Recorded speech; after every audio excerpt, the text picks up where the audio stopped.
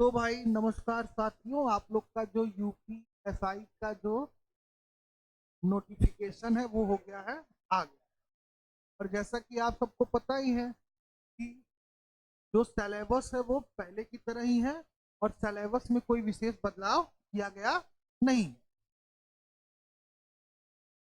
आप किया गया नहीं है। अब इसमें आपके सिलेबस में टोटल हिंदी के लगभग 40 अंकों के प्रश्न आपसे पूछे जाते हैं। हिंदी की अगर बात करें तो हिंदी केवल हमारे यूपीएसआई तक ही सीमित नहीं है। हम अगर जीडी भी देने जाएंगे तो भी हमसे हिंदी पूछा जाता है।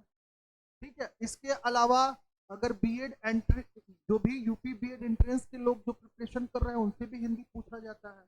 तो कहने का अभिप्राय ये है कि हिंदी आपसे पूछा जाता है। तो आज हम लोग सबसे पहले ये डिस्कस कर लेते हैं कि हिंदी में हम लोग कितने टॉपिक्स को पढ़ेंगे, किन किन टॉपिक्स को पढ़ेंगे, और शुरू से इसको हम लोग क्या करेंगे, डिस्कस करेंगे। हालांकि हिंदी में आप सबको पूरा पढ़ा चुका हूँ, भाषा, लेखन, साहित्य और इसके अलावा व्याकरण पूरा का पूरा मैं आपको पढ़ा चुका हूँ। लेकिन एक बार मैं पुनः आपका रिवीजन कराऊंगा और बिल्कुल शुरू से रिवीजन कराऊंगा। हर टॉपिक पे हम रिवीजन करेंगे और हर टॉपिक पे हम लोग एमसीक्यू हल करेंगे ना। तो टॉपिक को विस्तृत पढ़ेंगे एक बार, और विस्तृत पढ़ने के बाद हम लोग उसमें क्या करेंगे, विगत वर्षों में जो प्रश्न आए हैं उन प्रश्नों पर हम लोग क्या करेंगे, यहाँ चर्चा करेंगे या डिस्कस। तो बात कर लेते हैं सबसे पहले कि क्या क्या हमको पढ़ना है।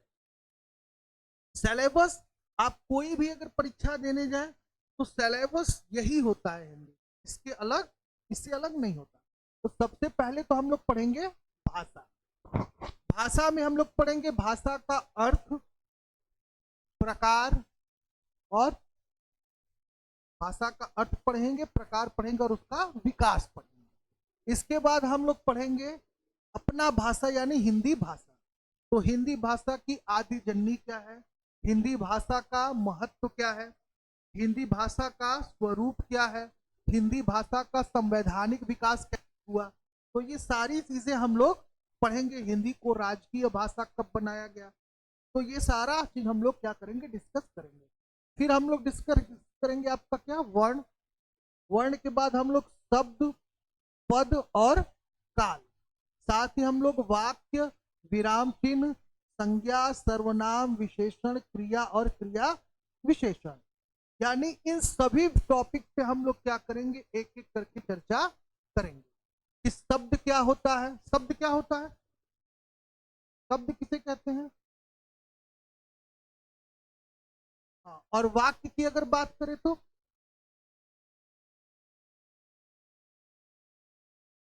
शब्दों का सार्थक समूह जो होता है। ठीक, इसके बाद समुच्चय बोधन, विस्मय आदि बोधन, वचन और लिंग।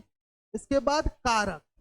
तो हम लोग वचन भी पढ़ेंगे और कारक भी पढ़ेंगे। हिंदी में वचनों की संख्या कितनी होती है, तो हिंदी में वचनों की संख्या कितनी होती है, तो कौन सा, एक वचन और बहुवचन। संस्कृत में वचनों की संख्या कितनी होती है, तीन, एक वचन, द्विवचन और बहुवचन। ठीक, तो ये भी हम लोग डिस्कस करेंगे। कारक की बात करें तो पूरा कारक हम लोग पढ़ेंगे, कारक का प्रयोग कैसे किया जाता है, कर्ता ने कर्म को करण से संप्रदान के लिए, अपादान से। तो ये पूरा हम लोग क्या करेंगे, डिस्कस करेंगे। इसके साथ साथ उपसर्ग और प्रत्यय ना, ये भी हम लोग बहुत विधिवत पढ़ेंगे। अव्यय, संधि और रस।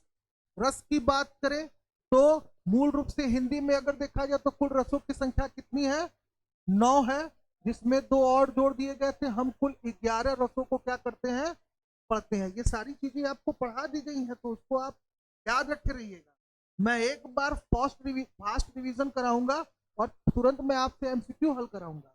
तो जो नोट्स है, जो क्लास में आपको पढ़ा दिया गया है ना, वो पूरा का पूरा आप अपना कंप्लीट रखिएगा और पढ़ते रहिएगा। ठीक, कम से कम ये टारगेट बना लीजिए कि हिंदी में 35 प्लस क्वेश्चन करके हमको आना है। अब अगर 40 क्वेश्चन पूछ रहा है, 20 क्वेश्चन पूछ रहा है आपसे, 20 प्रश्न अगर आपसे पूछ रहा है, तो आप प्रयास करिए कि 15 प्लस आप क्या करिए, हल करके आइए। 30 पूछ रहा है तो 25 प्लस करके आइए। ठीक है, हमेशा हिंदी के ज्यादा से ज्यादा प्रश्न को क्या करिए, हल करिए, क्योंकि स्कोर जो होता है, रैंक जो होता है, मार्क्स जो होता है, वो यही विषय क्या करता है, पढ़ाता है। अब इसके अलावा कुछ और भी चीजें हैं, जैसे छंद। छंद में हम लोग पढ़ लेंगे क्या, दोहा, सोरठा, चौपाई, वर्वे, रोला, ये सब सारा चीज हम लोग पढ़ लेंगे और पढ़े भी हैं। अलंकार पढ़ लेंगे हम लोग, समास, विलोम शब्द, तत्सम और तद्भव, पर्यायवाची, अनेक शब्दों के लिए एक शब्द, एकार्थक शब्द और अनेकार्थक शब्द, ऐसे शब्द जिसका एक अर्थ निकले और ऐसे शब्द जिसके अनेक अर्थ निकले। अब यहाँ पे हम लोग पढ़ लेंगे युग्म शब्द, उसके बाद शुद्ध अशुद्ध यानी वर्तनी। वर्तनी से रिलेटेड हर परीक्षा में प्रश्न पूछा जाता है। साथ ही आपके मुहावरा और लोकोक्ति, अभी हाल ही में इसको हम लोग क्या किए हैं, पढ़े हैं। मुहावरा क्या होता है, लोकोक्ति क्या होता है, दोनों में कैसे अंतर किया जाता है, दोनों को पहचानना बड़ा मुश्किल है, लेकिन जिन लोगों ने क्लास किया होगा वो बिल्कुल अच्छे से समझ गए होंगे कि लोकोक्ति क्या होता है और मुहावरा क्या होता है। मुहावरा क्या होता है, एकार्थक होता है, और लोकोक्ति का क्या होता है, अनेकार्थक होता है। मुहावरा में क्या होता है, क्षेत्रीय वाक्य में क्षेत्रीय बोली का उपयोग होता है, और लोकोक्ति में अगर देखा, लोकोक्ति में जो होता है क्षेत्रीय बोली का होता है, और मुहावरा में क्या होता है, वाक्य होता है, अगर क्षेत्रीय बोली भी हो तो उसका एक ही अर्थ निकलता है। एक मुहावरा का अर्थ जो होता है वो प्रत्यक्ष यानी छोटा निकलता है, लोकोक्ति का अर्थ जो होता है वो बहुत बड़ा निकलता है। नाट न आवे आंगन टेढ़ा, ठीक है, यानी कोई काम नहीं आता उसके बावजूद भी उसको करना और उसमें बुराई बताना कि अरे ये ऐसे। तो आप इसको कई जगह अप्लाई कर सकते हैं। साथ ही हम लोग पत्र लेखन भी पढ़े थे ना। पत्र लेखन की बात करें तो पत्र कितने प्रकार के होते हैं, तो औपचारिक और अनौपचारिक। औपचारिक जो होता है वो व्यक्तिगत होता है, अनौपचारिक जो होता है वो संस्थागत होता है। इसकी क्या विशेषताएं होती हैं ये कई बार परीक्षा में पूछा जाता है, इसको देख लेंगे। और साथ में निबंध लेखन, तो ये तो पूरा का पूरा हो गया हमारा क्या, व्याकरण वाला पोर्शन। इसके साथ ही हम लोग डिस्कस करेंगे क्या, पूरा साहित्य, ठीक। और साहित्य में हम लोग डिस्कस करेंगे तो साहित्य में आदिकाल, भक्तिकाल, रीतिकाल और आधुनिक काल, यानी हिंदी साहित्य के इतिहास को हम लोग डिस्कस करेंगे।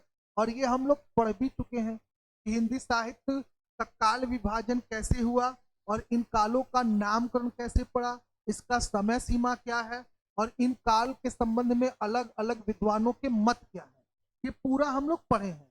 हर काल की क्या विशेषता रही है और हर काल में क्या कौन से लेखक रहे हैं, ये भी हम लोग क्या किए हैं, पढ़ लिए हैं। अब लास्ट में अगर हम आए, जब हम लोग भक्ति काल, रीतिकाल और आधुनिक काल जाते हैं तो वहां से हम लोग भारतेंदु युग, द्विवेदी युग, छायावादी युग, छायोत्तर युग, प्रतिवादी युग, प्रयोगवादी युग, ठीक है, ये सारी चीजें हम लोग पढ़ते हैं।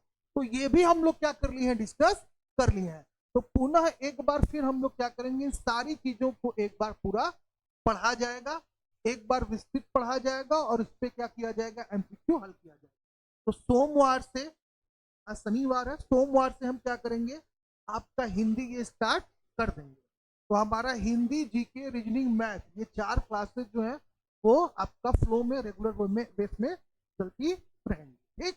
तो आज के लिए इतना ही, आप इस सिलेबस को अच्छे से समझ लीजिए।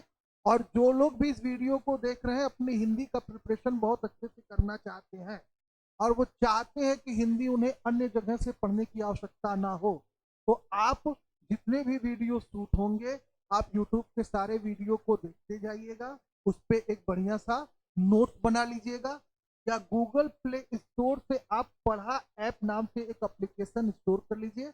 मटेरियल में वहां से आपको हिंदी का पूरा पीडीएफ जो क्लास नोट्स है, यानी जो क्लास में ऑफलाइन पढ़ाया गया है, बच्चों के द्वारा जो नोट तैयार किया गया है, उसका पूरा पीडीएफ आपको आपके एप्लीकेशन से मिल जाएगा।